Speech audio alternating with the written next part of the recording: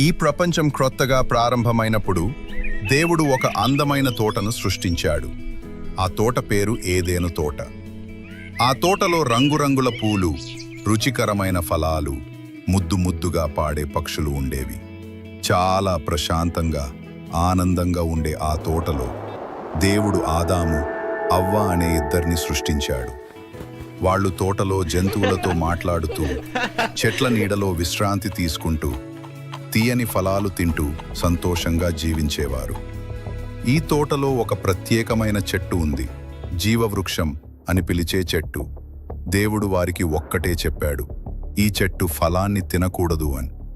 అయితే ఒకరోజు సాతాను సర్పంలోకి దూరి అవ్వ వద్దకు వచ్చి ఇలా చెప్పింది, ఈ ఫలం తింటే నీవు దేవుడితో సమానముగా అవుతావు, నీకు మంచి చెడు రెండూ తెలిసిపోతాయి. అవ్వ ఆ ఫలాన్ని చూసి ఆకర్షితురాలైంది. అది బాగుంటుందని అనిపించింది. ఆమె ఆ ఫలాన్ని తిన్నది. తర్వాత అదే ఫలాన్ని ఆదాముకు ఇచ్చింది. అతను తిన్నాడు. ఫలం తిన్న వెంటనే వాళ్లకు భయం వేసింది. వాళ్ళు తప్పు చేశారని తెలుసుకున్నాడు. వాళ్లకు సిగ్గు కలిగింది. ఇప్పటి వరకు ఎప్పుడూ వారికి అలా అనిపించలేదు.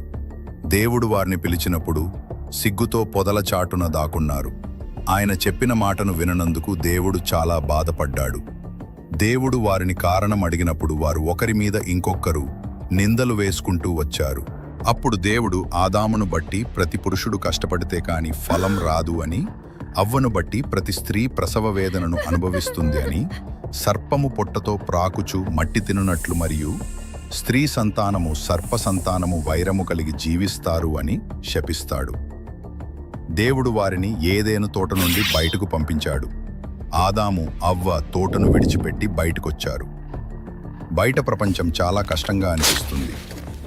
వాళ్ళు తినడానికి తిండి పండించుకోవాలి, ఇల్లు కట్టుకోవాలి, వాన ఎండ తట్టుకోవాలి, ఇవన్నీ నేర్చుకుంటూ జీవించాలి. జీవితం ఇక అంత సులభం కాదు. వాళ్ళు కష్టపడి జీవించాల్సి వచ్చింది. కానీ ఆ కష్టాల్లోనే వాళ్ళు ధైర్యం, ప్రేమ, విశ్వాసం నేర్చుకున్నారు. వాళ్ళు పిల్లల్ని పెంచారు, వారికి జీవితం గురించి బోధించారు, ఏదైనా తోట కథను చెప్పారు. మంచి నిర్ణయాలు తీసుకోవాలి, మన చర్యలకు ఫలితం తప్పదు అని నేర్పారు. ఈ కథ మనకి ఒక గుణపాఠము.